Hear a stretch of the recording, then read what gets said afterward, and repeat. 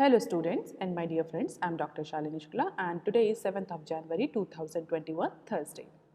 Inspiration of the day is happiness is an inside job.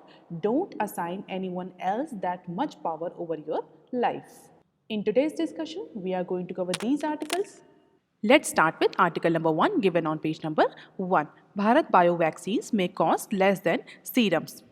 So, ahead of massive inoculation drive that is going to be started from next week, the government is engaged with all vaccine makers to discuss their final pricing on vaccine, and it is anticipated that Hyderabad based player, that is Bharat Biotech, could price its indigenous vaccine candidate, that is Covaxin, lower than Covishield, and Covishield is the vaccine candidate from AstraZeneca Oxford initiated vaccine that is in India, manufactured by Serum Institute of India.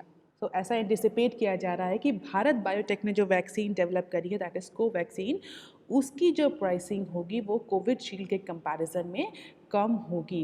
And we all know whenever there is a tendering process, whenever there is a bidding process, government of India और any government institution just go for L1 prices. L1 prices means lowest quoted prices. तो अगर ऐसा हुआ कि Bharat biotech vaccine की जो price हैं वो कोविशील्ड वैक्सीन से लो होते हैं, तो इट इज़ मोर लाइकली कि हैदराबाद बेस्ड जो भारत बायोटेक कंपनी की जो कोविड-19 की वैक्सीन है, दैट इज़ कोवैक्सीन, उसको ही मैसिव इनोकुलेशन ड्राइव में यूज़ किया जाए. फाइज़र तो पहले ही आउट ऑफ द रेस हो चुकी है because of the high cost. तो जो बेसिक अगर हमें कहें कि कंपटीशन है अभी करेंटली इंडियन मार्केट में, वो कोवैक्सीन और कोविशील्ड वैक्सीन कैंडिडेट्स के बीच में है. और चूँकि भारत बायोटेक ने कोवैक्सीन डेवलप करी है, तो it is a indigenous develop vaccine, तो डेफिनेटली इसकी cost in comparison to Covishield low ही होगी. So it is expected that Bharat Biotech develop indigenous vaccine candidate, that is Covaxin, may be used for massive immunization programs in India. तो जो भी contract government sign करने जा रही है उस पर नेगोशिएशन बहुत हाई लेवल पे चल रहा है एंड फाइनल स्टेज पे है अप्रॉक्सीमेटली. तो जो भी फाइनल कॉन्ट्रैक्ट है वो जल्द ही गवर्नमेंट साइन करेगी either of two vaccine candidates. तो एक्सपर्ट्स का भी ये कहना है कि प्राइस जो है वो अभी इनिशियल लेवल पे रोल आउट करने के लिए pricing is one of the very important parameter for government to sign this particular contract. Later on efficacy rate के बेसिस पर हो सकता है आगे की जो ड्राइव्स हो इनोकुलेशन ड्राइव उनमें कुछ चेंजेस आए, बट अभी के लिए pricing is one of the very important indicator और parameter by which government will finalise the final contract.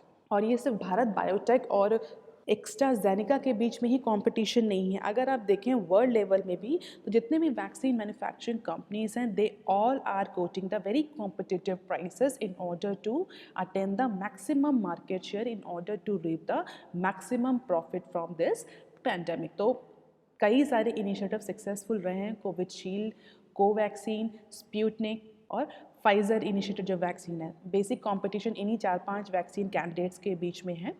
तो इनिशियली प्राइसिंग के बेसिस पर कंपटीशन हो रहा है. लेटर ऑन जैसे ही डेटा रिलीज़ होता जाएगा, वैक्सीन मैसिव इनोकुलेशन ड्राइव में जाएगी, इम्यूनाइजेशन होगा, उससे जो डेटा निकल कर आएगा उसके बाद जो एफिकेसी रेट देखा जाएगा कि कौन सी वैक्सीन कितनी ज़्यादा एफिशिएंट है, कितनी ज़्यादा इफ़ेक्टिव है fighting against covid.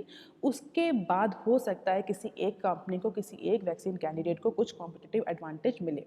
But at a initial level, price is one of the very important parameter for deciding the competitive advantage in international market as well as in domestic market. हालांकि serum institute of India की तरफ से अभी कोई भी ऐसा price को लेकर के कोई भी डिस्क्लोजर नहीं किया गया है. Approximately serum institute of India 200 per dose cost कर रही है फ्रॉम इंडियन गवर्नमेंट. तो अगर भारत बायोटेक के प्राइस इससे लो होते हैं तो क्या serum institute of India government of India को और कॉम्पिटिटिव प्राइस ऑफर करेगी या नहीं करेगी, इस पर फिलहाल के लिए सीरम इंस्टीट्यूट ऑफ इंडिया ने कोई कमेंट नहीं किया है.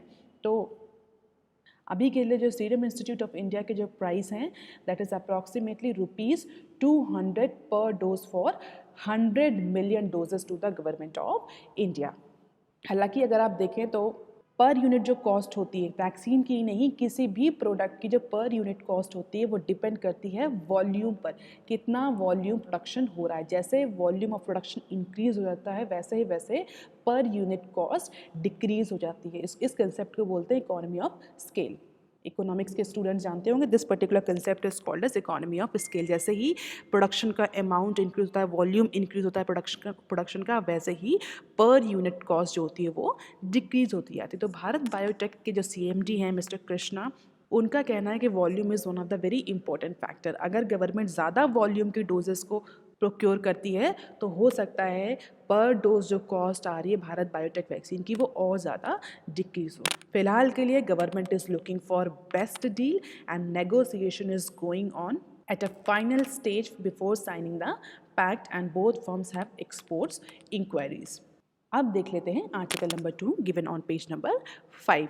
उड़ान raises $280 million, valuation goes past $3 billion. After bouncing back from COVID-19 pandemic slump, Udaan, the business-to-business e-commerce startup, has raised $280 million in additional financing from its existing and new investors. अब इस news को समझने के लिए कुछ concept को समझना बहुत ज़रूरी है, जिसमें सबसे पहला जो कंसेप्ट है that is Udaan. What is this Udaan e-commerce startup initiative? Basically, Udaan is business-to-business e-commerce platform designed to solve the core trade problems for small, medium, and large business across the India. Business-to-business means जो भी business organisations के बीच में dealing होती है, एक business organisation दूसरे business organisation से कुछ एक्वायर कर रहा है, कोई प्रोडक्ट एक्वायर कर रहा है, कोई सर्विस अवेल कर रहे हैं, that dealing is called, that trading is called as business to business commerce. And when it done's on e platform it is called as business to business e commerce platform. तो basically Udaan is business to business B2B e commerce platform which is actually designed to solve the core trade related problems of small, medium and large business organization all across the India. And it is said that it is one of the largest such national distribution platform of its kind. It enables the retailers and the business to source their merchandise from manufacturers, brands, white label, importers, etc. on a very single platform. Basically, Udaan brings to users the power of technology to grow their business. तो एक ई platform है जहाँ पर different business organisations registered होते हैं, आपस में अपनी ट्रेडिंग करते हैं। वन बिजनेस ऑर्गेनाइजेशन दूसरे बिजनेस ऑर्गेनाइजेशन से ट्रेडिंग करता है। नेशन वाइज ई प्लेटफॉर्म है जिसमें कई सारे small, medium, large business organisations जो बेसिकली ट्रेडिंग में डील करते हैं वो रजिस्टर्ड होते हैं और आपस में खरीद फरोख्त करते हैं। तो उसमें इम्पोर्टर्स भी एक्सपोर्टर्स भी रजिस्टर हो सकते हैं, कई सारे ब्रांड्स भी रजिस्टर होते हैं। तो basically it is easy to use app, given them the power to buy and sell on their terms with secure payment and hassle-free logistic. It also allows every individual business organization or the trader to grow their network through access of new regions and the customer from different brands, different manufacturers, and marketing and sales support for retailers as well as the business organization. तो इसमें small और medium size के भी business organisation को proper space मिलता है कि वो अपने नेटवर्क को ग्रो कर पाएँ। बेसिकली इसके थ्रू जो बिजनेस ऑर्गेनाइजेशंस होते हैं, ट्रेडर्स होते हैं, दे discover the customer, they discover the suppliers, they discover the product all across the multiple category, all across the pan India, and even they can connect directly with the seller and interested buyer to discuss their trade. तो basically it is a platform जहाँ पर trader, buyer, seller, customer, business organization, whether it is a small, medium or large business organization, they register themselves, they interact with each other for selling and buying their product, for growing their network, for hassle-free payment system. So in a nutshell, we can say that Udaan is basically e-commerce initiative that facilitate the all trading related issues pan India. अब आ जाते हैं आज की news में। तो आज की news क्या है? बेसिकली कोविड-19 की वजह से उड़ान जो ई प्लेटफॉर्म था उसमें थोड़ा सा स्लो डाउन हुआ था। जो बिजनेस चलते थे उसमें ट्रेडिंग होती थी, काफ़ी स्लो डाउन आया था। लेकिन जैसे ही पैंडेमिक थोड़ा सा रिड्यूस हुआ, इकोनॉमी रिकवरी की सिचुएशन में आई, देन उड़ान initiative has started increasing its e-commerce and has raised approximately $280 million in additional financing from its existing as well as the new investors. तो approximately $280 million का invest fund raise किया है उड़ान ने. तो अगर हम बात करें बहुत सारे स्टूडेंट के मैम इसमें इन्वेस्टर्स हैं, हाँ इसमें कई सारे जो वेंचर कैपिटलिस्ट हैं, सारे फाइनेंशियल इंस्टीट्यूशंस हैं, उन्होंने इस पर्टिकुलर उड़ान ई प्लेटफॉर्म में इन्वेस्ट किया है. और it works like a company, जैसे फंड रेज करना होता है they can also attract the new investor. Existing investors कौन कौन से हैं उड़ान के? तो बेसिकली अगर हम बात करें existing investors of Udaan, then Lightspeed Venture Partners, DST Global, GGV Capital, Altimeter Capital, Tencent, all these are participating in their funding exercise. Apart from these existing investors, Udaan this time has also attracted two new investors. One is Octahedron Capital and the second is Moonstone Capital. So these are the major investors who have invested into this particular Udaan e-commerce platform. And this investment takes the valuation of Bangalore-based company to over $3.1 billion. तो इस fund raising exercise के बाद उड़ान जो initiative है या जो ई commerce platform है, बेसिकली बैंगलोर बेस्ड कंपनी है ये, इसका जो वैल्यूएशन है वो $3.1 बिलियन का हो जाएगा, जो कि अभी करंटली $2.8 बिलियन का है. और ये ऐसी पहली ड्राइव नहीं है जब उड़ान ने फंड रेज किया. अगर आपको याद हो तो 2019 में, अगर आप बहुत मार्केट से आते हैं तो 2019 में भी उड़ान ने अप्रॉक्सीमेटली $500 मिलियन का फंड रेज किया था, जिसके बाद ही उड़ान $2.8 बिलियन के वैल्यूएशन पे आई थी. And as per the Udaan co-founder, Mr. Amod, this COVID-19 pandemic has accelerated the digital-led evolution of highly fragmented and unorganized Indian trade and retail industry. तो जो भी इसके founders हैं, co-founders हैं, उनका एक idea है कि इस COVID-19 ने बेसिकली जो बहुत अनऑर्गेनाइज सेक्टर था इंडिया में, रिटेल में छोटे छोटे जो दुकानदार थे, किराना स्टोर्स थे, उनको ऑर्गेनाइज करने में बहुत इंपॉर्टेंट रोल प्ले किया इस कोविड-19 ने. क्योंकि बहुत सारे किराना स्टोर्स, छोटे छोटे ट्रेडर्स जो थे, they were not registered under any digital platform. But Udaan ने उन्हें एक अपॉर्चुनिटी दी है कि वो अपने आप को रजिस्टर्ड कर सकते हैं इस इलेक्ट्रॉनिक प्लेटफॉर्म पर, and they can compete with Amazon and Snapdeal like organised e-commerce stores. तो कोविड-19 ने इन जो छोटे छोटे फ्रेगमेंटेड और अनऑर्गेनाइज इंडियन ट्रेडर्स थे, रिटेल इंडस्ट्री थी, उसमें एक डिजिटल इवोल्यूशन लाया है कोविड-19. तो ये भी कह सकते हैं कोविड-19 ने कहीं कहीं डिजिटाइजेशन लाकर कुछ पॉजिटिव इम्पैक्ट भी दिया है, जिसमें इंडिया का जो रिटेल सेक्टर है वो बहुत ज़्यादा पॉजिटिवली अफेक्ट हुआ है, मैं कह सकते हैं. क्योंकि पीपल्स आर नाउ, जो कस्टमर्स हैं, they are now preferring the online mode. Even kirana stores जो अनऑर्गेनाइज ट्रेडर्स हैं, स्मॉल ट्रेडर्स हैं, they have also realise that being in digital platform is not at all a choice. Now it is mandatory if they really want to survive their business. तो अभी के लिए उड़ान के news में इतना ही. बेसिकली आप इतना जान लीजिए कि 3.1 बिलियन का वैल्यूएशन हो गया है. $280 मिलियन का फंड रेज कर रहे थे. Approximately 8,000 tonne per day transaction volume है उड़ान में अभी. अब देख लेते हैं article number 3 given on page number 5. Centre moves bank with ₹1 trillion equity for infra projects. The center is considering a proposal to create a bank to help fund ports, roads, power projects as the Prime Minister Narendra Modi administration aims to lift Asia's third largest economy out of the recession. और ये इस तरह की news हम कई बार discuss कर चुके हैं कि आगे आने वाले बजट में भी और इवन इस करंट फाइनेंशियल ईयर में भी गवर्नमेंट का प्लान इंफ्रास्ट्रक्चर पे इन्वेस्टमेंट बढ़ाने का है. अगर आज का बिजनेस स्टैंडर्ड देखें तो उसमें भी पेज नंबर 5 पर दिया हुआ है अप्रॉक्सीमेटली एक्सपर्ट जो है उन्होंने कितना एंटिसिपेट किया है कि इस बार इंफ्रास्ट्रक्चर और कितना कैपिटल एक्सपेंडिचर में इंक्रीज होगा. हालांकि वो न्यूज़ मैंने इंक्लूड नहीं करी है, बट नटशेल में इसको डिस्कस कर लेते हैं कि इस बार जो एक्सपर्ट्स हैं they are anticipating that government will increase up to 10% of capital expenditure from current year budget allocation. तो इंफ्रास्ट्रक्चर को, कंस्ट्रक्शन को बूस्ट करने के लिए, इकोनॉमी को रिवाइव करने के लिए government, banks all are much focusing on this direction. तो गवर्नमेंट ने अभी फिलहाल के लिए इस प्रपोजल को भी कंसीडर किया है, जहाँ पर गवर्नमेंट एक बैंक क्रिएट करने की बात कर रही है। एक बैंक क्रिएट करने का ऑप्शन कंसीडर किया जा रहा है, जो बैंक बेसिकली रिस्पॉन्सिबल होगा इंफ्रास्ट्रक्चर रिलेटेड प्रोजेक्ट्स को फंड करने के लिए।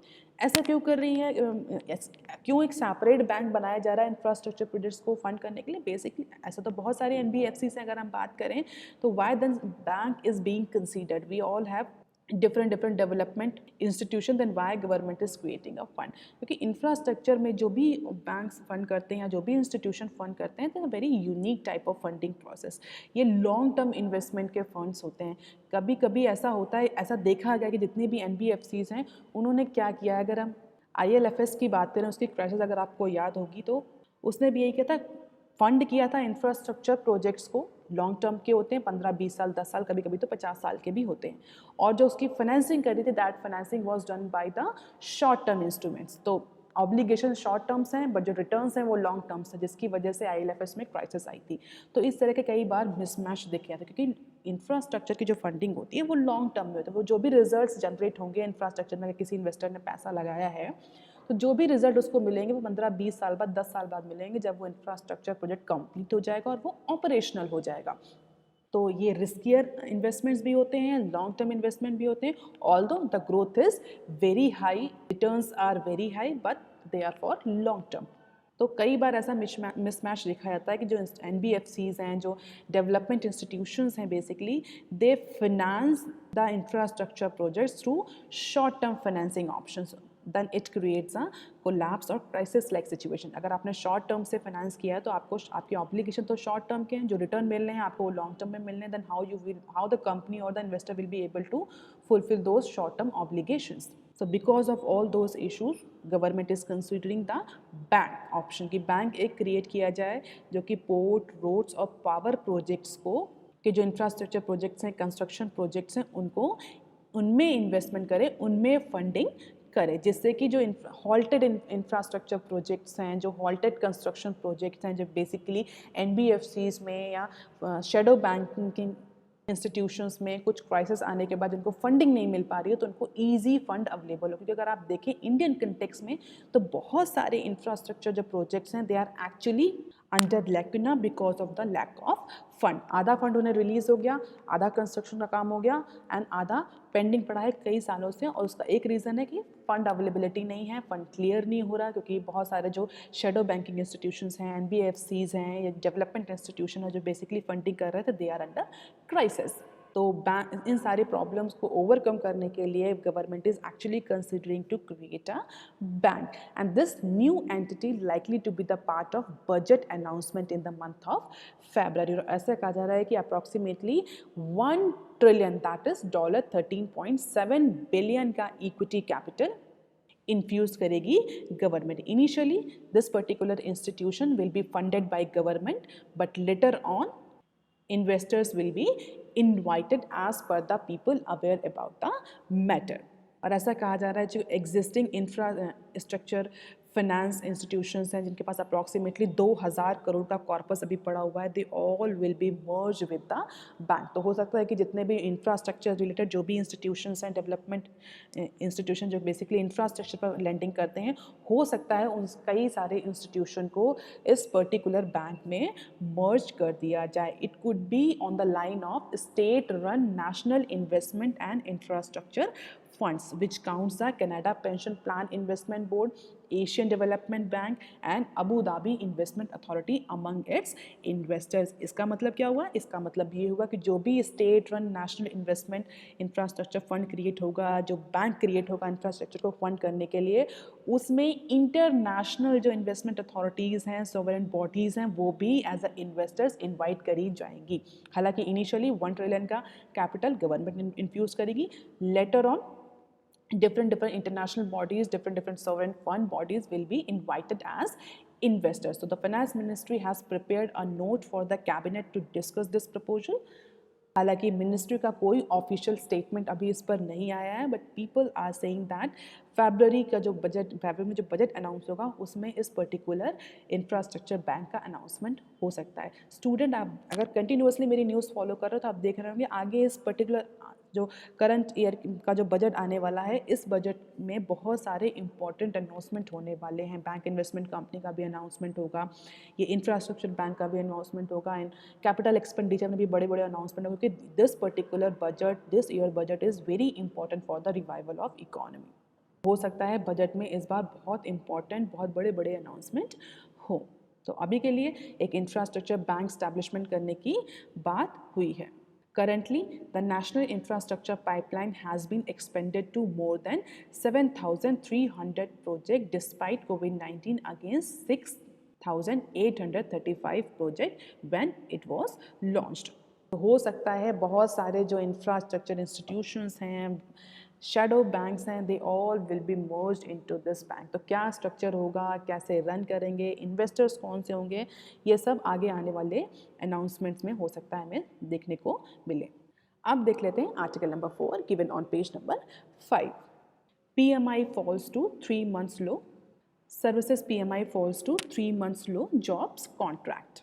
Recovery in service sector which dominated the Indian economy continued to lose its momentum in the month of December and fell to a 3 months low owing to a competitive pressure and the impact of COVID-19 on demand. इस news को समझने के लिए पहले हमें ये समझना ज़रूरी है कि ये PMI क्या है। हालांकि मैं अपनी पिछली कई न्यूज़ में बहुत बार डिस्कस कर चुकी हूँ service PMI, manufacturing PMI, but ऐसे स्टूडेंट जिन्होंने अभी रिसेंटली ज्वाइन किया है, let's have a quick discussion on this PMI. Basically, IHS Markit India Services published the data on this service PMI and manufacturing PMI. PMI stands for Purchasing Manager Index. ये data publish करती है IHS। Basically इस data को देख करके economy में ये anticipate किया जाता है कि आगे आने वाले टाइम में इकोनॉमी में कितनी ग्रोथ होगी, कितनी मैन्युफैक्चरिंग होगी, सर्विसेज के कितनी ग्रोथ होगी। इस तरह का अगर हम बहुत सिंपल फॉर्म में मैं आपको बताऊं तो जो भी कंपनी के मैनेजर्स होते हैं उनसे एक क्वेश्चनर के फॉर्म में डेटा पूछा जाता है कि वो आगे आने वाले टाइम में कितने परचेजिंग डिसीजन लेंगे, क्या उनका जो परचेजिंग जो भी प्रोक्योरमेंट के डिसीजन है वो बढ़ रहा है आगे आने वाले मंथ में, या उन्होंने अपने जो परचेजिंग डिसीजंस हैं वो कम कर दिया है, अमाउंट कम कर दिया। परचेजिंग मीन्स रॉ मटेरियल का परचेज करना, रॉ मटेरियल को प्रोक्योर करना, अदर पार्ट एंड पार्सल को प्रोक्योर करना। डेफिनेटली कोई भी मैनेजर है वो अगर परचेजिंग डिसीजन ले रहा है तो it means that manager is anticipating in कि अपकमिंग टाइम में जो इकोनॉमी है उसमें डिमांड रहेगी, इसीलिए वो रॉ मटेरियल प्रोक्योर कर रहा है, इसीलिए वो पार्ट एंड पार्सल भी परचेज करेगा जिससे कि प्रोडक्शन हो सके, सर्विस जनरेशन हो सके और जो आगे आने वाली डिमांड है, एंटिसिपेटेड डिमांड है, उसको पूरा किया जा सके। तो बेसिकली परचेजिंग मैनेजर इंडेक्स ये बताता है कि मैनेजर्स आगे आने वाले टाइम में कितनी डिमांड एंटिसिपेट कर रहे हैं। अगर मैनेजर कंपनी के डिमांड एंटिसिपेट कर रहे हैं तो definitely they will take the purchasing decisions. अगर उन्हें लग रहा है कि आगे आने वाले टाइम में डिमांड नहीं होगी तो they will reduce there purchasing decisions.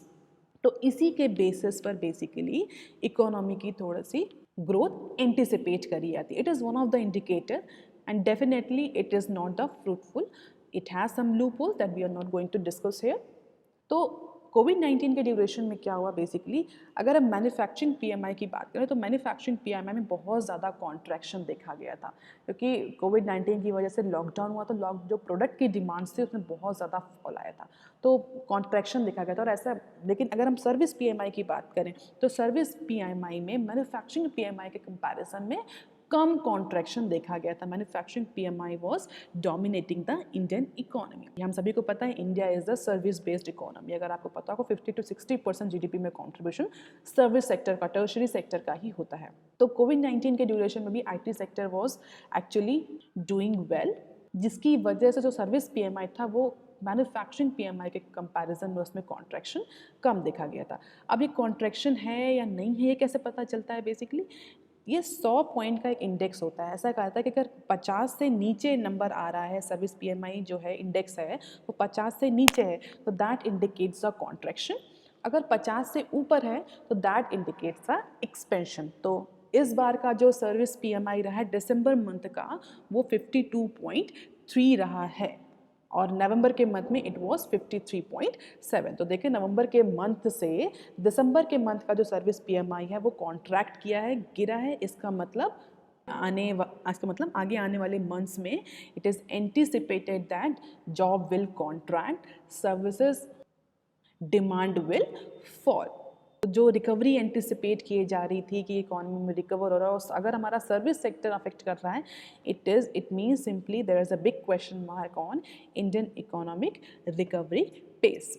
Employment contracted after rising in the month of November for first time in 9 months as companies dealt with liquidity concern and subdued demand, and because of that this particular services PMI fell. The December reading was the lowest since the service sector started growing in the month of October. अक्टूबर के months के बाद से services और PMI, manufacturing PMI और services PMI दोनों में थोड़ा थोड़ा रिकवरी एंटिसिपेट हो रही थी, और सर्विस पीएमआई तो ग्रोइंग कंसर्न में आ गई थी अक्टूबर के बाद से। लेकिन दिसंबर का data is quite discouraging, and companies indicated that growth was supported by new business as marketing efforts bore fruit, though curbed by the competitive pressure and COVID-19 pandemic. तो बहुत सारे क्वेश्चन मार्क उठ रहे हैं कि अगर कोविड-19 का जो पैंडमिक है वो रिड्यूस हो रहा है, वैक्सीन आ गई, तो अब तो सर्विस पीएमआई और मैन्युफैक्चरिंग पीएमआई दोनों बढ़ना चाहिए। बट अगर हम ध्यान से देखें तो इस कोविड-19 ने बहुत ज़्यादा कॉम्पिटिटिव लैंडस्केप में चेंज किया। इंटरनेशनल फोरम में भी, इंटरनेशनल मार्केट में भी, डोमेस्टिक मार्केट में भी ऐसी कंपनीज जो कि डोमिनेट करती थी वो कहीं ना कहीं लो वैल्यूएशन के कारण उनका बिजनेस बहुत ज़्यादा सफ़र किया है। और कुछ ऐसे स्टार्टअप्स जो कि एक्चुअली कहीं नहीं थे मार्केट में, they are now emerging as a big competitor. तो ये डोमेस्टिक मार्केट में भी नहीं हुआ है, ये इंटरनेशनल मार्केट में भी ऐसा सिनेरियो देखा जा रहा है, क्योंकि अब इकोनॉमी जो है वो पूरी तरीके से रिवाइज्ड हो चुकी है, रीस्ट्रक्चर हो चुकी है। बहुत सारी कंपनीज जो कि बहुत हाई वैल्यूएशन कंपनीज थी वो लोवेस्ट वैल्यूएशन पर आ गई, बैंक करप्सी की स्टेज पर आ गई, और startups started gaining the momentum, gaining the valuation. तो कॉम्पिटिटिव प्रेशर की वजह से भी ऐसा कहा जा रहा है कि इंडिया का सर्विस सेक्टर इम्पैक्ट हो रहा है, और डेफिनेटली कोविड-19 का इम्पैक्ट सर्विस सेक्टर पर अब देखने को मिल रहा है। कोविड-19 कई जगह, इवन अगर हम देखें तो ब्रिटेन या यूके जैसी जगह में लोकलाइज लॉकडाउन भी हो चुके हैं। और इंडिया के केस में, इंडिया का जो सर्विस सेक्टर है उसको जो मैक्सिमम जो कस्टमर्स हैं, जो हम कह सकते हैं कि हमारी जो सर्विस सेक्टर है, service industry that actually depends on the develop economy, वहाँ से ही हमारी सर्विस सेक्टर में ज़्यादा रेवेन्यू जनरेट हो रहा है। तो the fall in service PMI is not the good indicator for Indian economy, is not the good indicator for job creation in India, and this is the status of PMI manufacturing and PMI services since March 20। और जैसे कि हमको याद है अप्रैल के month में और मार्च के मंथ में जब स्ट्रिक्ट लॉकडाउन हुआ था तो बिल्कुल फॉल कर गया था, but again it started increasing, and this time it has also shown the contraction in comparison to the month of October or November in case of service PMI. अब देख लेते हैं some other news clips. Spectrum auction from March 1. So India will hold the spectrum auction from March 1 after a gap of more than 4 years. And in this spectrum auction, approximately 2,251.25 megahertz worth rupees 3.92 trillion will be auction as per the department of telecommunication. तो हालांकि ये auction बहुत time से pending था, लेकिन finally government मार्च 1 के बाद इस ऑक्शन को स्टार्ट करने जा रही है। अगर आपको याद हो तो हमने इस ऑक्शन के बारे में भी डिस्कस किया था, और हमने ये भी डिस्कस किया था कि हो सकता है वोडाफोन कुछ ऑक्शंस, कुछ स्पेक्ट्रम्स को रिटर्न कर दे because of the lack of fund, और जियो और एयरटेल कुछ एक्स्ट्रा ऑक्शंस स्पेक्ट्रम को बाई करेंगे। अगर आपको याद हो तो हमने डिस्कस किया था, क्योंकि जो भी 4G के, जो 3G के जो भी स्पेक्ट्रम थे वो अब एक्सपायर कर, उनका लाइसेंस जो है वो एक्सपायर हो रहा है। Airtel, Voda, Idea licence expiring in 8 circles in each of July months, while the Reliance Jio together with the spectrum to its shares with Arcom license expiring in 26 circles.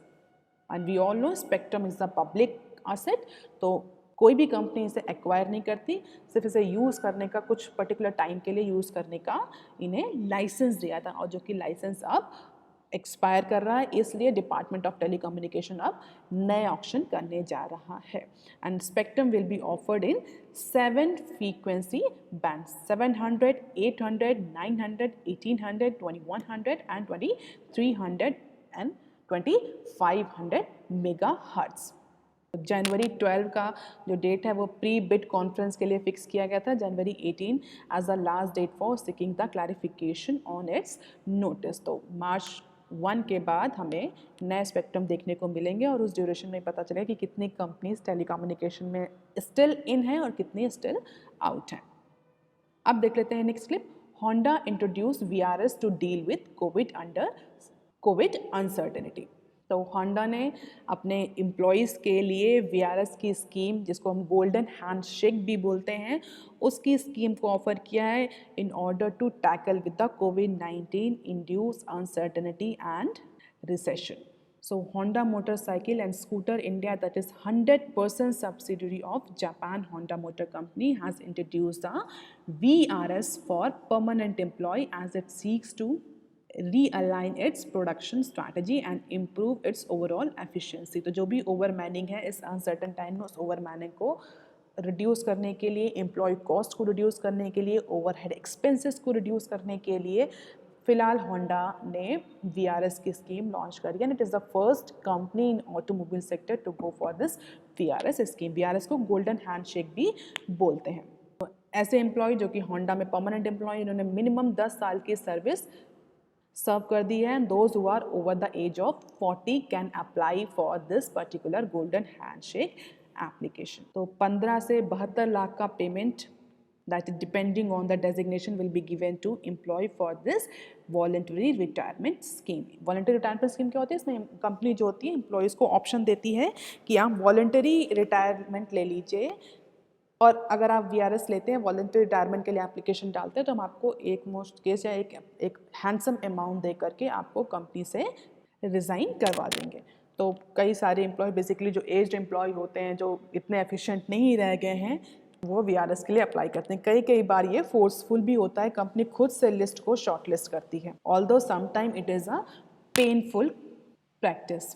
तो और हम सभी को पता है ऑटोमोबाइल इस समय सबसे ज़्यादा ख़राब कंडीशन में, ऑल्दो फेस्टिव सीजन में कुछ इंप्रूवमेंट देखा गया था, specially in case of two wheeler, लेकिन फिर भी अब companies they are not able to cope up with this uncertainty, तो Honda becomes the first company to apply for this VRS scheme for their employees।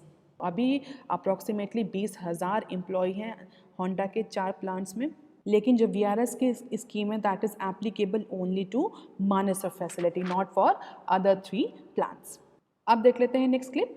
Pharma firms clock 9% growth. और कल भी हमने discuss किया था कि फार्मास्यूटिकल और health care industry India में COVID-19 की वजह से बहुत ज़्यादा बेनिफिट में रही है। कई सारे बिलियनियर्स जो हैं वो भी नए इमर्ज हुए हैं into this from this pharmaceutical industry because of this COVID-19 vaccine. The domestic pharmaceutical market and up 2020 with the positive prognosis, clocking 8.5% growth in the month of December. That is a sharp revival from November. In November, this was 1% riding on the revival on volume growth. तो हालांकि vaccine के बाद, vaccine development के बाद या vaccine को लेकर के जो ऑथराइजेशन चल रहा है सबके बाद थोड़ी सी अनसर्टनिटी रिड्यूस हुई है, तो फार्मास्यूटिकल सेक्टर्स ने भी 9% की ग्रोथ रजिस्टर करी है।